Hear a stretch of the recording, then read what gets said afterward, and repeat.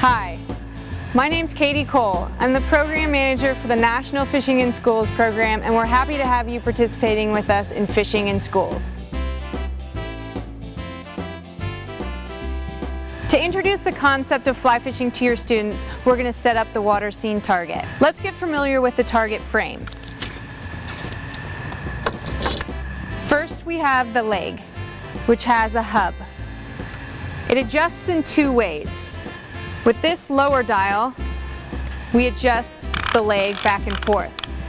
We want to set this up so it's consistent, so we're going to have the leg be perpendicular to the hub. We can then also adjust the hub, if we need to, by loosening this dial, and we can rotate the hub on its axis. We want to make sure that the two openings on top and two on the bottom are in line with the leg. We'll then remove the four arms from the bag and place them one by one in the holes on the hub.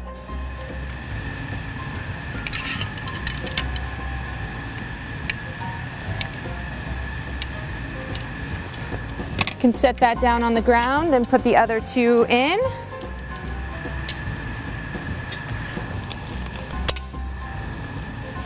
You can always have your students help you out with this as well. We'll then take the face, and I usually start with the top, taking the grommet openings over the pegs, and then I'll come to the bottom. These arms flex and bend and rotate out so it keeps the face tight on the frame.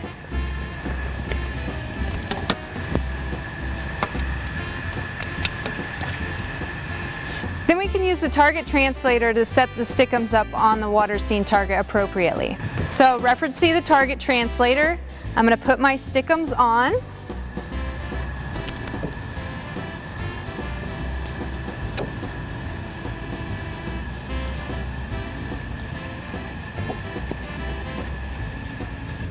Fly fishing started because we saw live insects coming off the water and fish were eating them.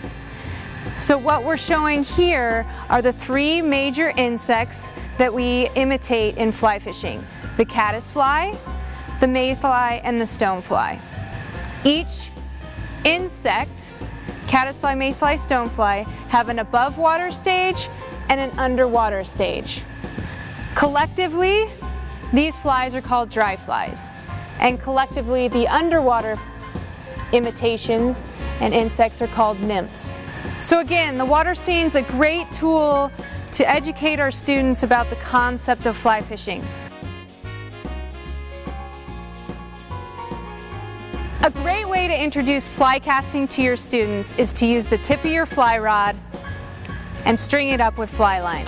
By pulling about 10 to 15 feet off the reel, I can set the reel down on the ground and string up the tip of the rod.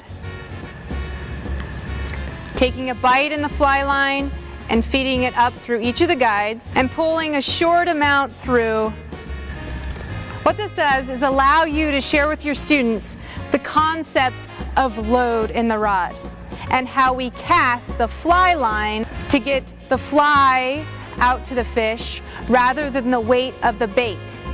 So the difference between fly fishing and other forms of fishing is that we're casting the line, not the weight of the lure.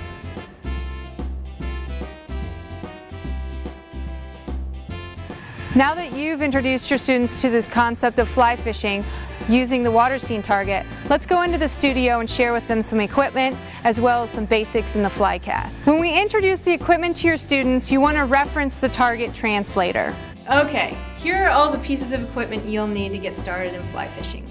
Fly rod, reel with fly line backing and leader, additional leaders, tippet material, forceps and nippers, dry fly floatant, strike indicators, flies, fly box, and one of the most crucial parts of the whole puzzle, our eye protection, polarized sunglasses.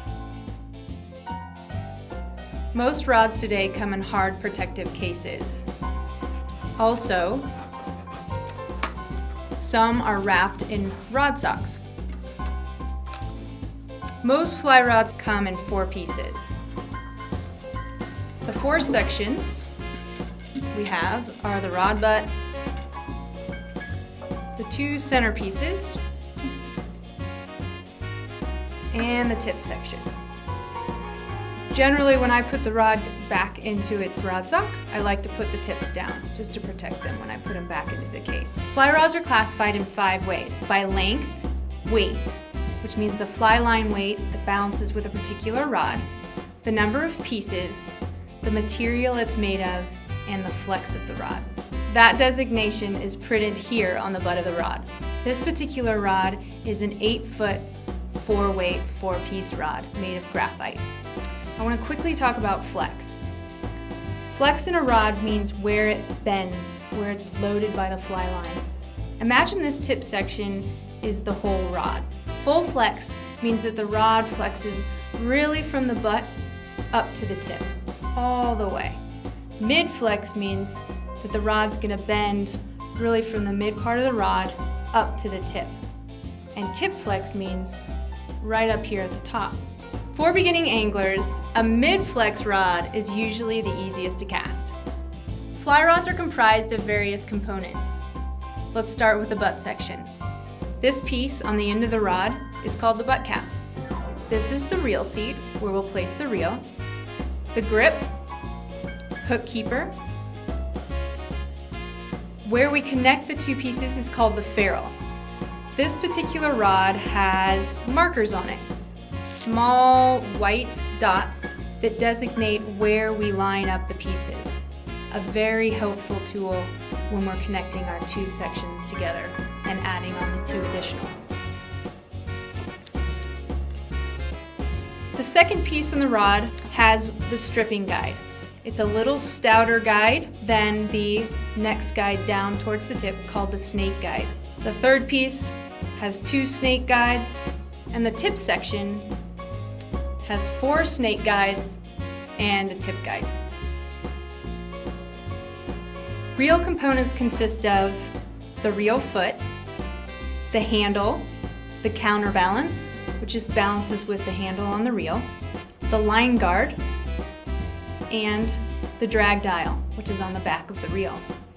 To tighten the drag on the reel, you're going to turn the drag to the right. To loosen it, you're going to turn it to the left. Righty-tighty, lefty-loosey. This just creates resistance on the line being pulled out from the reel. On the front of the reel, we have the arbor, which is the center of the reel, and we also have the spool and the frame. To separate the spool from the frame, this particular reel releases by pushing on this lever here and separating the 2 pieces, the frame from the reel spool. Most reels today come set up for left-hand retrieve, which means that the caster reels with their left hand. The reel sits below the rod like this. When we reel, we always reel away from ourselves and make sure that we're moving the reel handle up and then down, up and then down, and away from ourselves, not towards ourselves like this. Okay, now we're going to attach the reel to the rod. So when we set this reel up and are going to attach it to the rod, we need to make sure that the handle's on the left side. Underneath the rod grip is an indentation to receive the reel foot. We'll take the front end of the reel foot and slide it up into the indentation underneath the rod grip. We'll then place the sleeve over the back end of the reel foot, moving it and rotating it until we find the indentation on the sleeve. We'll then take the reel ring and rotate it forward and tighten it up against the sleeve that goes over the back end of the reel. We want to wiggle it just a little bit to make sure it's nice and snug, and we're ready to start. Let's talk about fly lines. There's 3 parts to the fly line. The first part attaches to the inside of the reel called the arbor, which is the backing.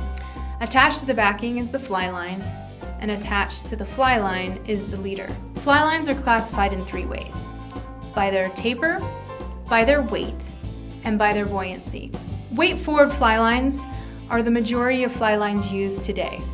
However, there are other tapers, like a double taper, which is designated by DT, or other bass bug tapers or saltwater tapers. But for majority of freshwater fishing, we're going to use weight forward or a double taper fly line. And the majority of them are going to be floating. There are some sinking lines, and there's also some floating sinking lines, which means the back part floats and the front part sinks. But these are very specialized things that we aren't going to be using as beginners. Each fly line has a sticker with its classification on it. I recommend that every time you put a new fly line on your reel, you take that sticker and you place it on the inside of the reel. Separate the spool from the frame and just simply take the sticker and lay it on the inside. This way we know what kind of fly line we have on our spool. Leaders are what make us invisible to fish. They're a really important part of the whole fly fishing process. Leaders are classified in two ways, by length and tippet size. Traditionally, leaders came in lengths of 7.5 feet, 9 feet, and 12 feet. Today, they come anywhere from 6 to 16 feet and everything in between. The X designation in freshwater fishing is classified from OX to 8X, and it's reverse thinking. OX is actually thicker than 8X, and all that means is that it's so many hundredths of an inch in diameter at the tip end of the leader, the last 20 inches of the leader. For most freshwater fishing, you'll probably use tippet sizes from 3X to 6X. The reason I suggest a shorter leader for a beginning caster is because we want success in turnover. Turnover is the fly line and leader laying out flat in front of the forward cast. The longer the leader it is, it's harder to get that fly line and leader to turn over and lay straight. To have more success in the beginning, the shorter the leader, a little stouter the leader, the more success we're going to have with turnover.